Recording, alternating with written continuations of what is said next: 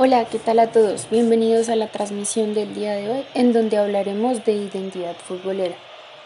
Es importante resaltar que el fútbol se ha convertido en un fenómeno que ha tenido una gran magnitud e incidencia social en lo que es como tal una sociedad, especialmente en países en donde se ha instaurado esta identidad como una forma de ser de muchas personas.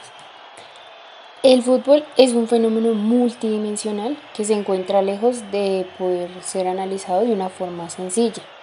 Existen diferentes factores que permiten llevar a cabo esta tarea. Entre estos factores se rigen representantes simbólicos de territorios o comunidades a las que pertenecen este tipo de hinchas y pues ellos mismos privilegian un terreno como pues la afirmación de sus identidades y las simbolizan con escudos, colores y demás que sean pues de su propia identidad.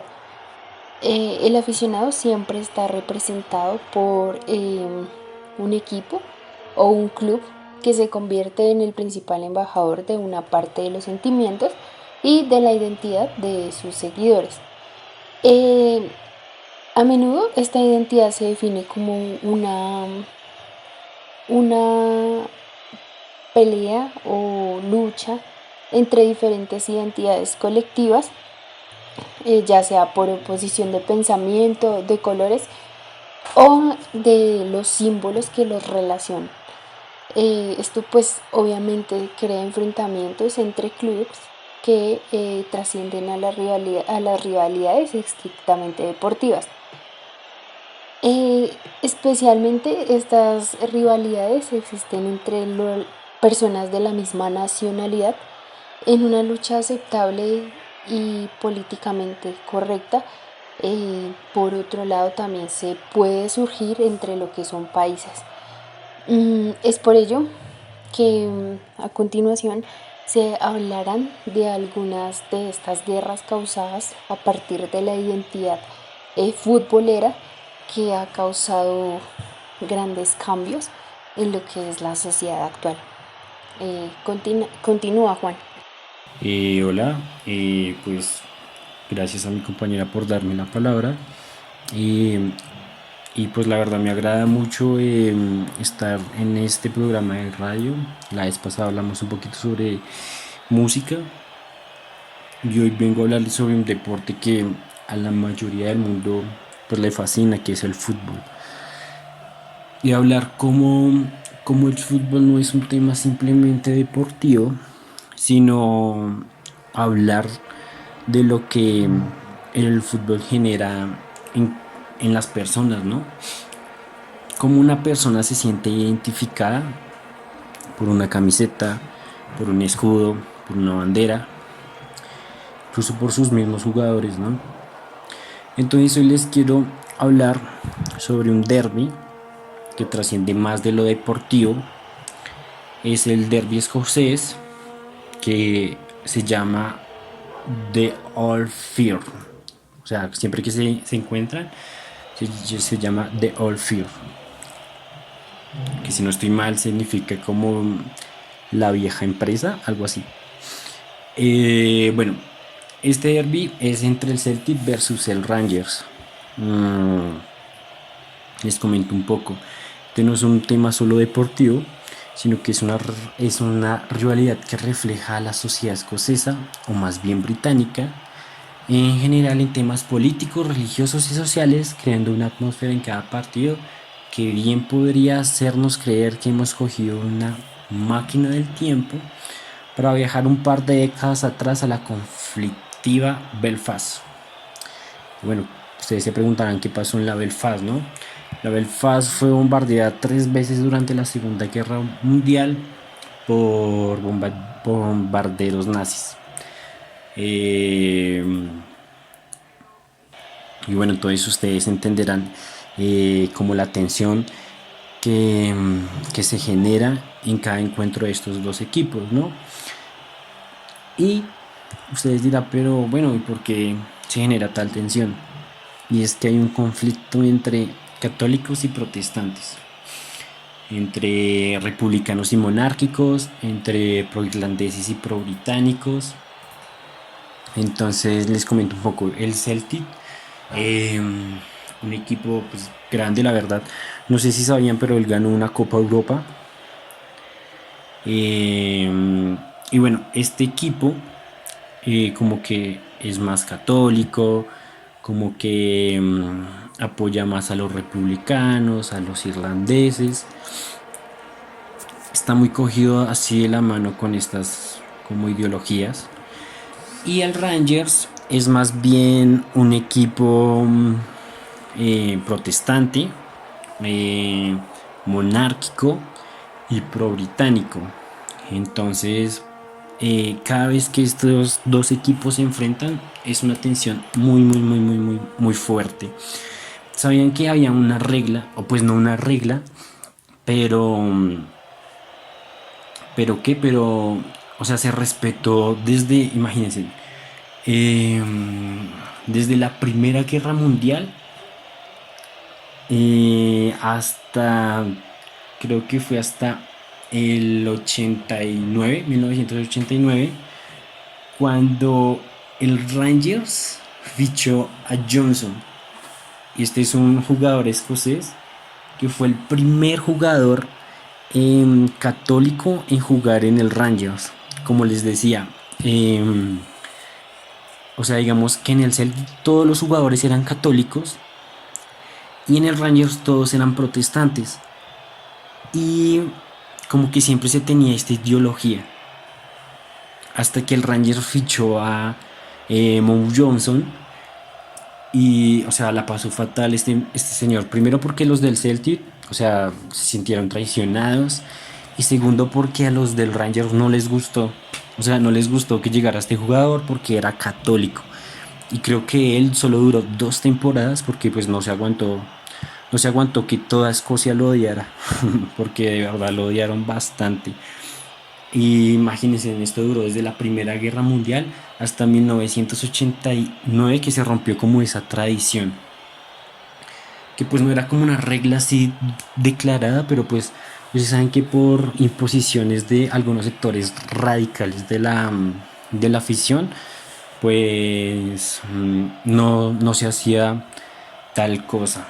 Bueno, también les comento que este derby pues es bastante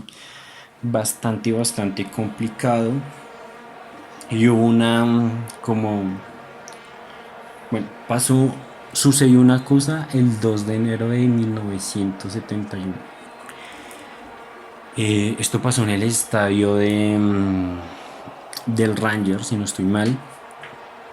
Y lo que pasaba es que estos dos estaban jugando el derby y al minuto iban 0-0 y al minuto 90 el Celtic se adelantó en el marcador. Ya eran los minutos finales y muchos de los seguidores del Rangers decidieron abandonar el estadio. Pero ya faltando nada para acabarse el partido, el Rangers empata el partido. Y pues ya como algunos seguidores estaban saliendo del estadio, al escuchar como algunos gritos de los que aún estaban en el estadio, empezaron a correr otra vez a meterse a ver. Lo que ocasionó como una estampida y hubieron más de 66 personas muertas. O sea, eso fue fatal, fatal, fatal. Es un derby muy, muy, muy complicado y bueno, voy a terminar un poco con lo que dijo tal vez uno de los mejores entrenadores del mundo, que es escocés, Sir Alex Ferguson. Y bueno, lo voy a leer así textualmente. Dice, hay gente que insiste que en otras rivalidades futbolísticas pueden generar tanta intensidad como los choques entre el Rangers y el Celtic. Bien, he estado en San Siro, en el Derby de Milán, en Barcelona cuando fue el Real Madrid. He visto al Benfica Porto y me he visto envuelto con el Manchester United en partidos contra el City, el Liverpool o el Leeds. Créeme que no hay nada comparable con la atmósfera que se vive en un Celtic Rangers. Entonces lo dejo con esa frase. Entonces se podrán imaginar qué tensión genera. Bueno, y con esto termino, ¿no? cómo, cómo el fútbol no es un tema simplemente deportivo, sino que trasciende a otros temas políticos, religiosos y sociales. Hasta luego. Le doy paso a mi compañera que les va a seguir hablando un poquito pues, de fútbol y espero que les guste. Muchas gracias, compañero David, por darme la palabra en este gran programa de radio. Siempre será para mí un placer participar en estos programas de radio en donde podemos hablar de fútbol e identidad. Para el día de hoy yo me tomé el atrevimiento de investigar y comprender el modo en que los aficionados perciben la mezcla entre su propia identidad y las identidades de sus clubes futbolísticos favoritos.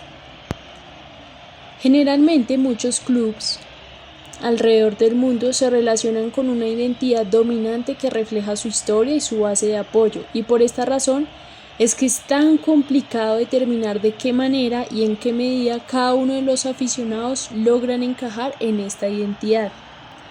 No obstante, a pesar de todas las transformaciones sociales que se han producido en los últimos años, el vínculo entre el fútbol e identidades nacionales o etnias sigue estando muy presente.